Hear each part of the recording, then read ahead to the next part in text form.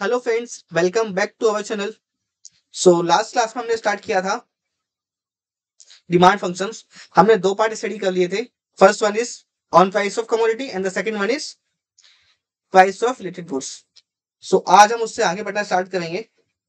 अगर आपको ये वीडियो अच्छी लग रही है तो please like the video and subscribe our channel and इन वीडियोस को अपने फ्रेंड्स के साथ शेयर करना ना भूलें। सो स्टार्ट करते हैं। Our third point is income of consumer. Income of consumer, that is Y as per our demand function. So क्या कहता है? If there is a change in the income of consumer, then क्या होगा आप ही बताइए। अगर आपकी इनकम इंक्रीज हो जाती है तो डिमांड क्या होगी? Demand for the goods also increases. कैसे? पहले मैं 10,000 रुपीज महीने के कमाता था। Then I was buying half litre milk for my daily tea requirement. Now my income increases to 20,000। So मैं क्या करूंगा? I will think that I should drink milk as a consumption as well. I should direct drink milk. So मैं चाय के अलावा, T के अलावा अपना बात को पीने के लिए या दही जमाने के लिए मिल्क ज्यादा खरीदूंगा। So that means what will happen?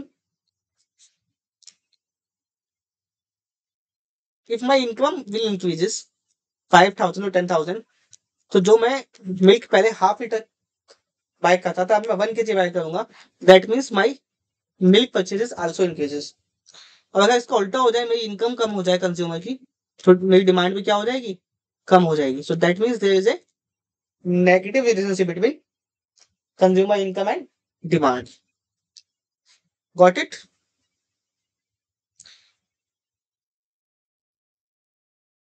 अभी इसमें एक और कॉन्सेप्ट आता है, वो है इंफीरियर गुड्स का।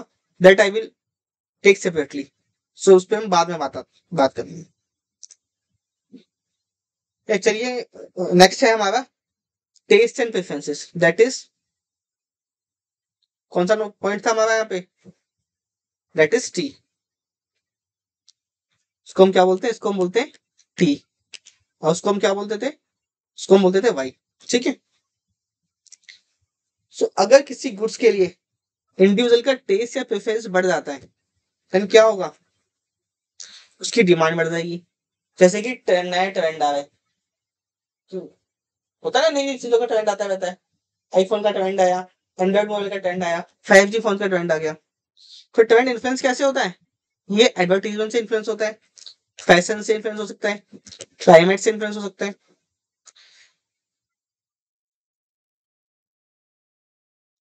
सो अगर हमारा उस चीज के लिए टेस्ट प्रेफरेंसेस बढ़ जाएगा तो क्या होगा? हम उस उसकी डिमांड ज्यादा करेंगे। जैसे आजकल 5G फोन की डिमांड आ गई। That means if test is increases, demand of the commodity will increase. अगर हमारा टेस्ट या वो फैशन ट्रेंड वो खत्म हो जाए, कम हो जाएगा, तो उस गुड्स की डिमांड भी कम हो जाएगी। जैसे कि पुराने जो टीवी चलते थे, वो आजकल कोई नहीं खरीदता, रेडियो कोई नहीं खरीदता। सो क्या हुआ? इसका मतलब आजकल लोगों का जो टेस्ट है वो चेंज हो गया है। Next is the expectation. Expectation means what? It is our last element, that is E. So अगर कंज्यूमर की एक्सपेक्टेशन में एक सिग्निफिकेंट चेंज हो जाता है,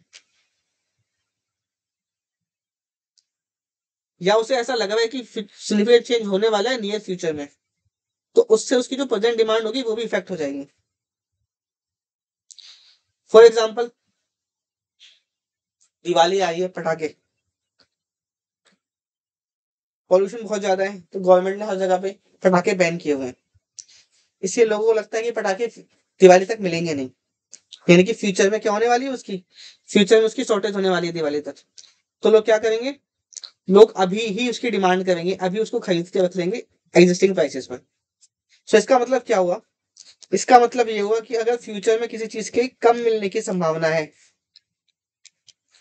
तो अभी की डिमांड क्या हो जाएगी? ज्यादा हो जाएगी।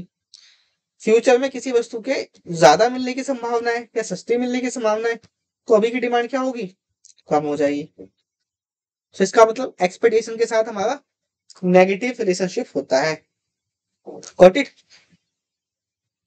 सो ये हो गया हमारा इंडिविजुअल डिमांड कर्व। अब नेक्स्ट हम बात करते हैं मार्केट डिमांड फंक्शन की। मार्केट डिमांड फंक्शन में हमारी दो पॉइंट एक्स्ट्रा होते हैं। वन इज पॉपुलेशन और size of population, next is distribution of income. So अगर हमारी पॉपुलेशन बढ़ जाती है तो हमारी डिमांड भी इंक्रीजेस होगी, जाहिर सी बात है। अब यहाँ पे कंपोजिशन भी मैटर करता है। देखिए अगर हमारी कंपोजिशन में फीमेल कैंडिडेट ज्यादा बढ़ेंगे तो फीमेल की उसकी डिमांड ज्यादा होगी। अगर बच्चे ज्यादा बढ़ेंगे, चिल्ड्रन ज्यादा बढ़ेंगे, तो ऑनेस्टली जो बच्चों के टॉयज वगैरह होंगे उनकी डिमांड ज्यादा होगी। दैट मीन्स व्हाट, कि अगर पॉपुलेशन बढ़ती है, पॉपुलेशन को हम एन से डिनोट करते हैं, अगर पॉपुलेशन बढ़ेगी तो डिमांड भी क्या हो जाएगी, डिमांड भी बढ़ जाएगी। अगर पॉपुलेशन गुड्स की कम हो जाएगी तो लोगों की कम हो जाएगी तो डिमांड भी क्या हो जाएगी, डिमांड विल ऑल्सो डिक्रीजेस। इसका मतलब there is a positive relationship between population and the demand of commodity. Market demand के अंदर एक और एडिशन आता है distribution of income. So demand जो होती है वो डिस्ट्रीब्यूशन से भी अफेक्टेड होती है। मार्केट डिमांड, जब मार्केट डिमांड की बात करते हैं तो एज ए होल जितने भी कंज्यूमर हैं इकोनॉमी के अंदर, वो सारे के सारे हमारे मार्केट डिमांड को कंसिस्ट करते हैं। सो अगर इनकम हमारी इक्वली डिस्ट्रीब्यूटेड है, यानी कि लगभग सारे ही लोग की सैलरी इनकम बराबर है, बहुत ज्यादा गैप नहीं है, तो क्या होगा, लोगों के एक्सपेंसेस भी एक जैसे होंगे, लोगों की सेविंग भी एक जैसी होगी, तो उस केस में डिमांड बहुत ज्यादा होगी।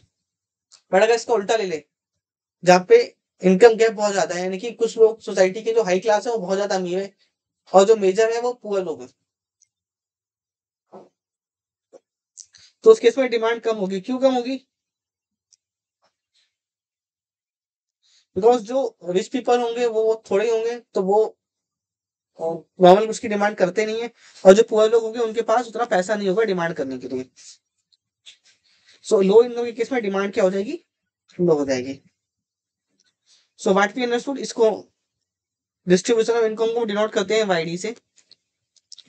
अगर डिस्ट्रीब्यूशन क्या है, इक्वल है, क्या है, इक्वल है, तो डिमांड क्या होगी, ज्यादा होगी। अगर डिस्ट्रीब्यूशन इक्वल नहीं है, नॉट इक्वली डिस्ट्रीब्यूटेड, तो कंपेरेटिवली हमारी डिमांड क्या हो जाएगी, डिमांड हमारी कम होगी। सो इसी के साथ हमने अपना मार्केट फंक्शन भी कंप्लीट किया। मार्केट डिमांड फंक्शन एक बार हम स्टडी करते हैं दोबारा से, हमने क्या क्या पढ़ा। देखिए स्टार्टिंग के जो 5 पॉइंट थे यहां तक, P X, P R, Y, T और E, these were our individual demand function. ये क्या थे,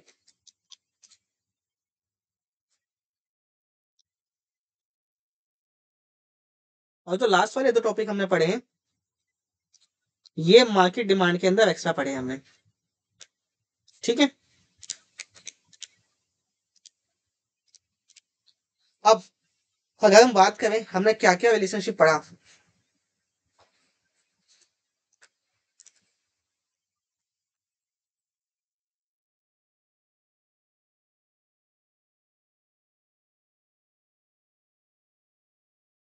सो हमने क्या पढ़ा था कि पीएक्स के साथ कैसा रिलेशनशिप होता है, नेगेटिव होता है, प्राइस इंक्रीज होगा, डिमांड डिक्रीज हो जाएगी। टीआर में हमारे पास दो थे, एक तो था, सॉरी स्क्रीन इज नोट, क्या हो गया यार,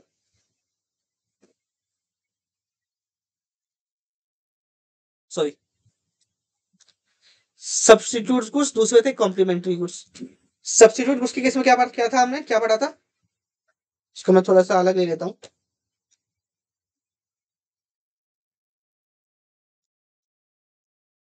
substitute goods, complementary goods. Substitute goods के केस में क्या था, पॉजिटिव रिलेशनशिप था। अगर टी का प्राइस इंक्रीज होगा तो, सॉरी कॉफी का प्राइस इंक्रीज होगा तो टी की डिमांड बढ़ जाएगी। कॉम्प्लीमेंट्री गुड्स में नेगेटिव रिलेशनशिप था, अगर पेन के प्राइस बढ़ेंगे तो इनकी डिमांड कम हो जाएगी। देन इनकम के साथ हमारा पॉजिटिव रिलेशनशिप था, इनकम बढ़ेगी, डिमांड बढ़ेगी। देन एक्सपेक्टेशन के साथ हमारा नेगेटिव रिलेशनशिप था, अगर फ्यूचर में कम मिलने की संभावना होगी तो अभी की डिमांड ज्यादा होगी। टेस्ट के साथ हमारा पॉजिटिव रिलेशनशिप था, हमारा टेस्ट बढ़ेगा, डिमांड बढ़ेगी। एंड देन यहाँ पर इन दोनों को आपको ऐसे याद रखना पड़ेगा। पॉपुलेशन में हम पॉजिटिव बोल सकते हैं, वाईडी को आपको ऐसे याद रखना पड़ेगा। तो यहाँ पे सिर्फ आप एक चीज कर लीजिए